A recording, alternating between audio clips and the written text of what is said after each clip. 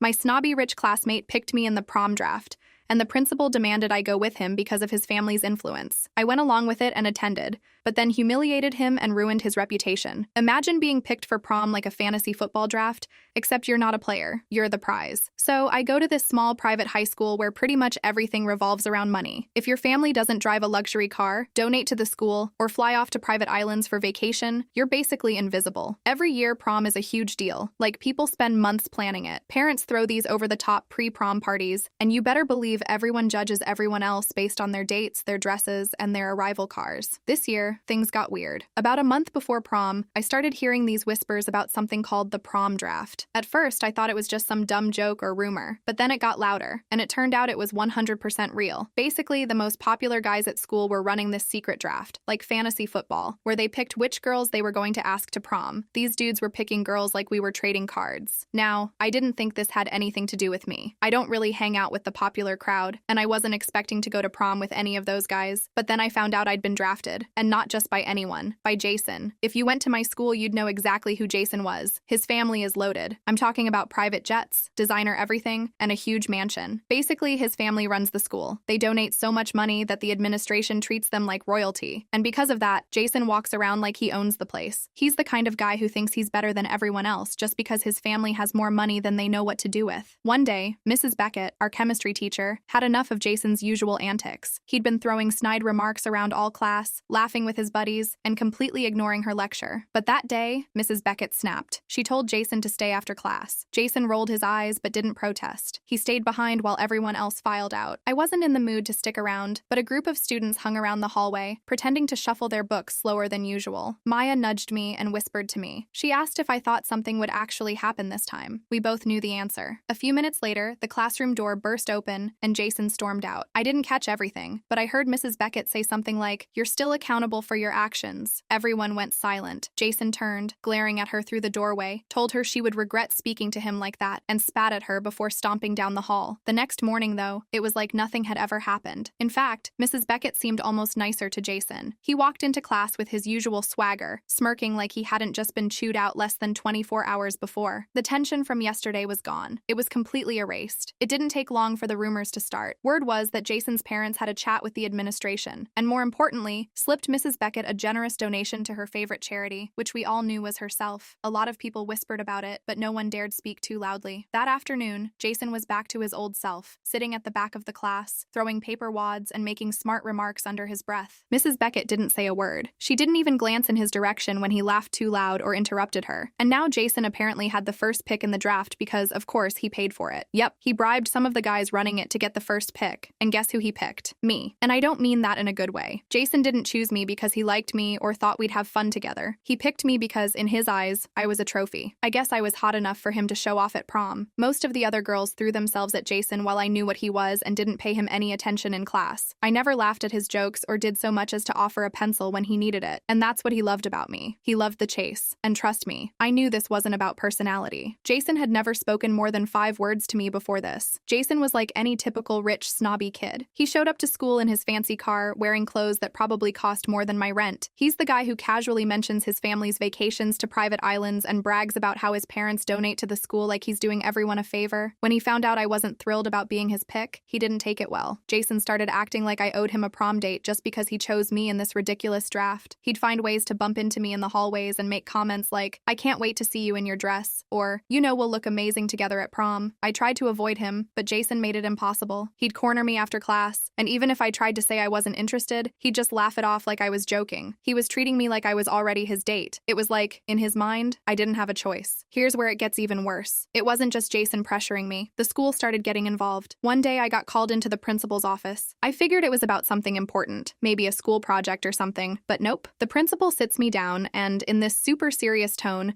starts talking about how I should consider going to prom with Jason. She doesn't come right out and say it, but she basically hints that his family wants to keep Jason happy, and this is how they plan to do it. I knew that she was only saying that so his family could continue paying them off, but I still couldn't believe what I was hearing. Since when is it my responsibility to make sure some spoiled rich kid has a good prom night? After that meeting with the principal, a couple of my teachers started weighing in too. One day, in the middle of class, my history teacher made this casual comment about how it would be such an honor for any girl to go to prom with Jason, given how much his family does for the school. I just sat there in shock. My friends tried to be supportive, but they even started to say I should just go with Jason to avoid the drama. It's just one night, they kept saying. What's the big deal? The only people who weren't thrilled about Jason picking me for prom were the girls in his circle. They had their own table in the cafeteria, dead center, where they always sat with perfect posture like they were posing for some magazine cover. They were the ones who wore custom uniforms, somehow managing to skirt the dress code while flaunting their designer handbags and jewelry. Ever since Jason drafted me, they had been shooting me dirty looks every time I passed by. It was subtle at first, but as prom got closer, their stares got harder to ignore. Every day at lunch, they'd huddle together at their table, whispering and laughing. I'd catch them glancing in my direction. One of them, Tessa, had this mean little smirk she'd flash every time our eyes met, like she knew something I didn't. The second I looked back, though, they'd all spin around and act like nothing had happened, as if their whispers weren't just about me. It was infuriating. I'd sit down at my table and feel their eyes burning into the back of my head, knowing they were probably tearing me apart. Sometimes I'd hear bits and pieces of what they were saying. They didn't say it to my face, of course. They'd never do that. They preferred to make me feel like an outsider, like I didn't belong in Jason's world. Even though my friends said it didn't make a difference, it was a big deal to me. I didn't want to be forced into going to prom with someone I barely knew, let alone someone who was treating me like a prize he'd won in some game. And yet, the pressure kept building. It was like the entire school was on Jason's side, and I was the one being difficult for not just going along with it. Before all of this, I'd never been the kind of girl to care too much about how I looked. I wore the same uniform as everyone else, a simple plaid skirt, white blouse, and blazer. But for some reason, it was like I couldn't walk down the hall without getting called out. It happened almost daily. "Fix your blouse," one teacher would say, and look at me disapprovingly as if I'd altered my uniform to make it more revealing, but I hadn't done anything. It was the same shirt that every other girl in the school wore, but when I wore it, somehow it was a problem. One day, Mrs. Turner, who never said a word to any of the other girls, pulled me aside as I headed to class and told me that my skirt was getting a bit short and looked me up and down. I looked at her, confused. My skirt was the exact same length it had been since I started school here. They made it seem like the way I wore the uniform always broke the dress code, even when it was perfectly fine on everyone else. I didn't try to stand out, but somehow I always did. I don't want to sound like a pick-me when I say this, but even at parties, it was the same story. I'd step in, and suddenly, eyes were on me. I didn't ask for it, but the whispers would start almost immediately. Guys would nudge each other, while girls would size me up the second I walked into the room. Sometimes I just wanted to disappear. That's why Jason picking me for prom was the ultimate insult to the girls in his circle who had been waiting for a chance to get with him. They hated it. After weeks of pressure from Jason, the school,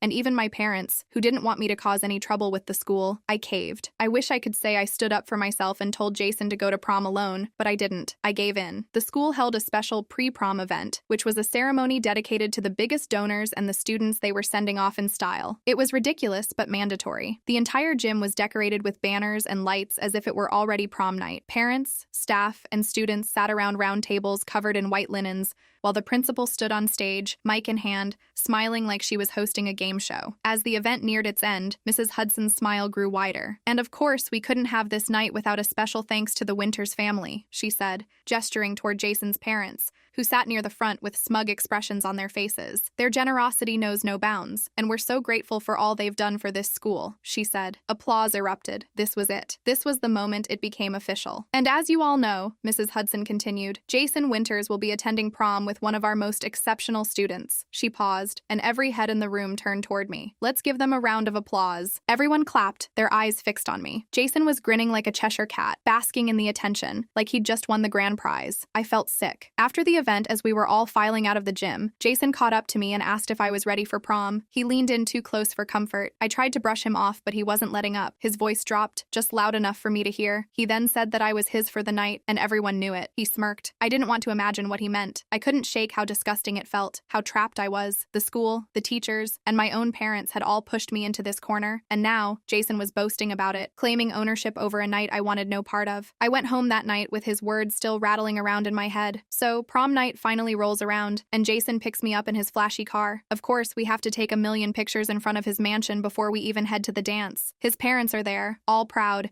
making sure the photographers capture us in front of their ridiculous fountain and expensive art collection. It was clear from the start that this night was all about showing off. We get to prom, and things only go downhill from there. Jason wouldn't let me out of his sight for more than 2 minutes. Every time I tried to talk to my friends or get a drink, he'd pull me back and make some comment like, "Remember, "You're with me tonight." It felt like I was his accessory, not his date. At one point, I overheard Jason talking to his friends, bragging about how much he paid to get the first pick in the draft. He literally said, "Man, I paid good money for this," and he wasn't even trying to whisper. The whole night was a nightmare. Jason kept dragging me around the dance floor, showing me off to his friends like I was some kind of trophy. And the worst part? No one seemed to care. It was like everyone expected me to just go along with it. The girls in his circle were there too, huddled together, staring at me, wishing they were in my position while I tried everything to get out of it. During one of the slow dances, Jason made another one of his gross comments about how he owned me for the night, and I just couldn't take it anymore. I stepped back, right there in the middle of the dance floor, and told him off. I don't remember exactly what I said. All I saw was red, but the looks on everyone's faces were enough to know I'd struck a nerve. The music paused for a second,